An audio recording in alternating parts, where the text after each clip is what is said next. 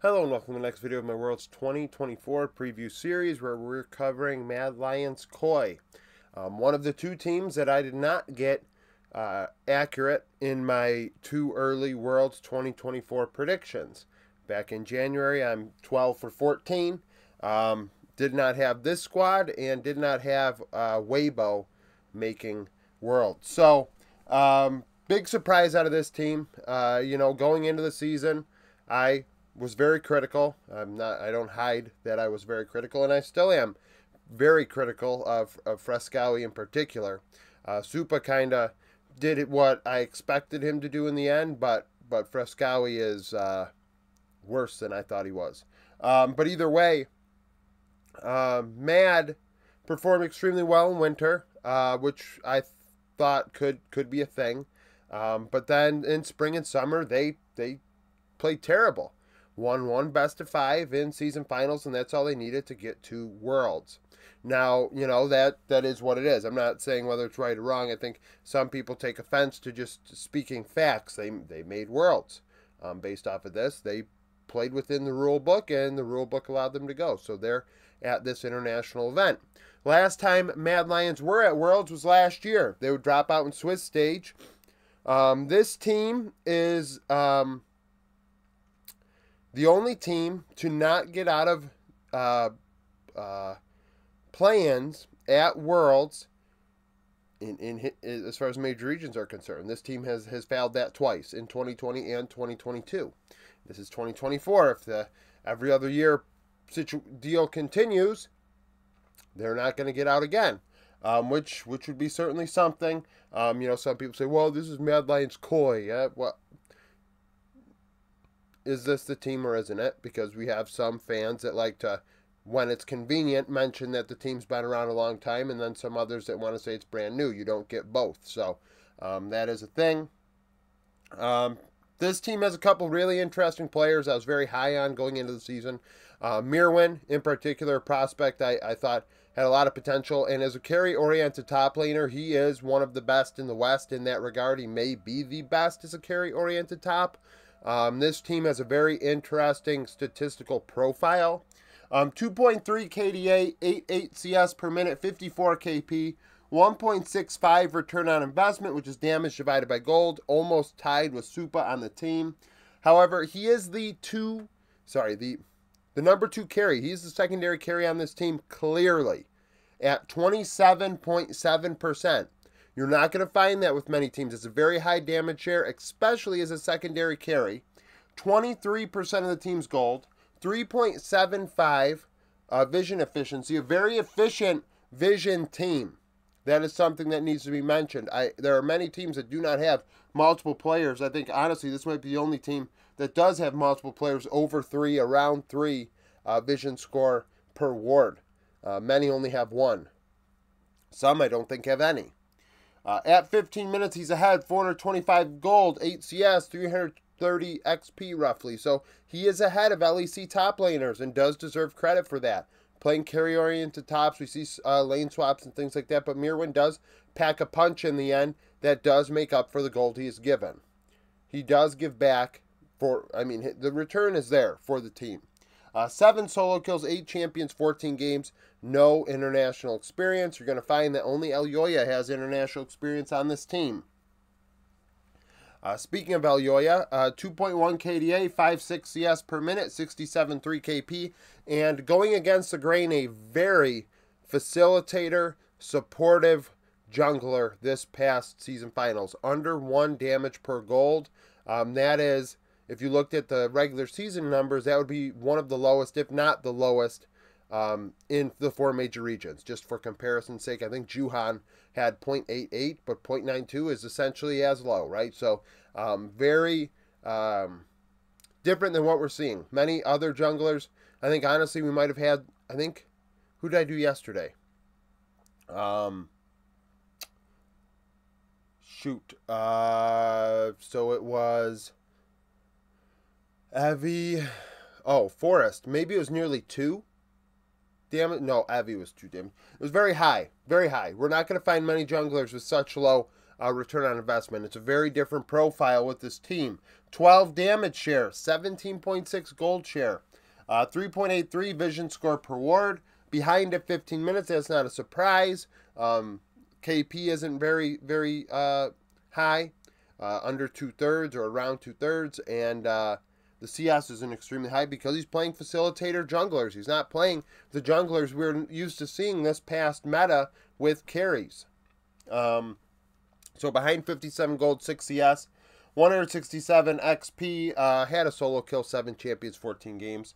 Internationally, he's 23-32, 2.4 KDA, 69.6 KP, 5.8 CS per minute, and a 0.82 return on investment. So more often than not, this is Elyoya. He's not necessarily a carry-oriented jungler as much as he could be a playmaker, a facilitator, supportive, or a tank. Worlds 2021 would get to quarters, 23 go out in Swiss stage, and 22 out in play-in. So he's run the gambit. Frescowi in mid lane, I'm highly critical of.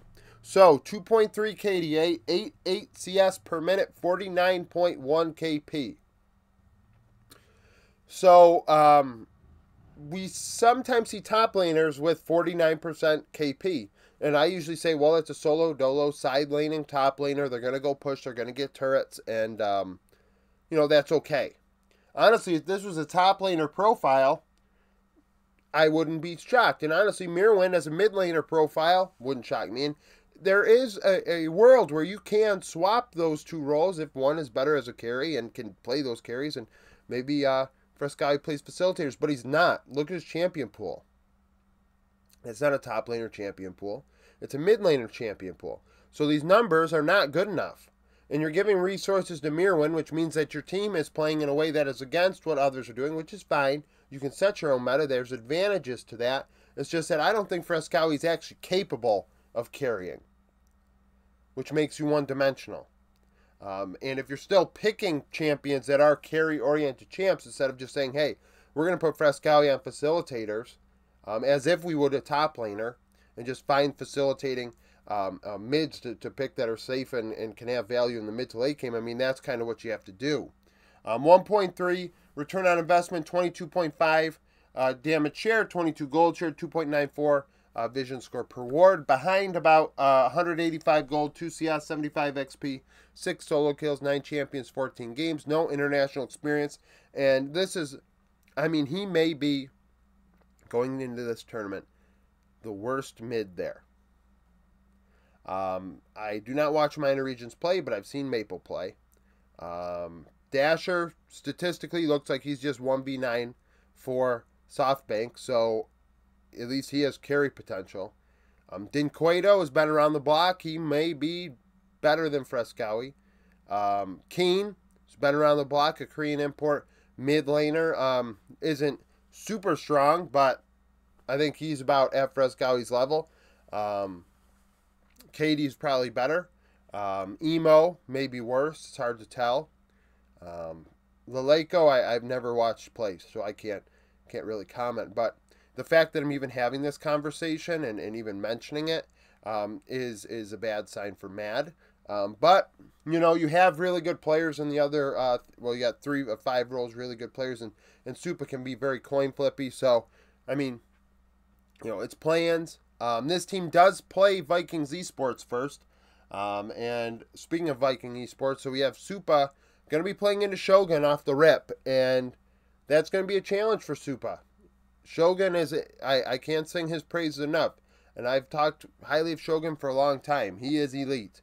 So Supa's can match that aggression though, which is a thing. It could be a very interesting bot lane matchup in terms of aggression between those two duos. So Supa 2.4 KDA, 9.4 CS per minute, 67.6 KP, 1.66 damage divided by gold, which is not as high as it used to be for him. So things are backing off a bit. 29.7% of the team's damage. He does lead the team in damage share, nearly 30%. He is the carry, and that's represented in the gold with 24% of that. Very efficient vision, 5.5 vision score per ward. Down 74 gold, 4 CS, 231 XP. When we combine he and Alvaro's 15-minute splits, it's essentially even. at 15 minutes. 3 solo kills, 6 champions, 14 games. Alvaro, excuse me, definitely has had a up and down rookie season, but I do think he has a really bright future along with Mirwin. Could play a very long time in this league. Did die a lot in season finals, but that is what it is. As a support role, you kind of just dive in and make things happen. So 1.3 KDA, a 69 KP, which leads the team. So technically, Alvaro is who made things go. He was the most involved in kills. 7.7 return on investment, so lower, well, middle of the road in terms of that. 2.02 vision efficiency. Like I said, up a little bit of gold in CS and XP, so matching that with Supa.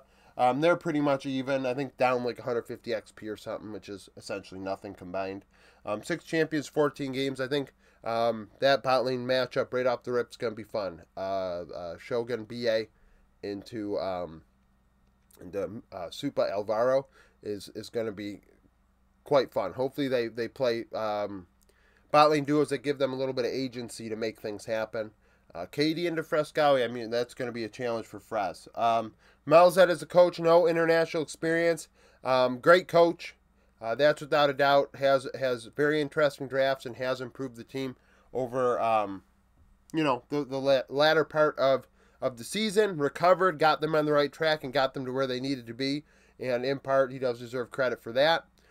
So that is a thing. But yeah, so thank you for watching. If you like the video, like it, subscribe to the channel for daily League of Legends content. Follow me on Twitter, join the Discord, become a YouTube supporter, and hope to see you again tomorrow.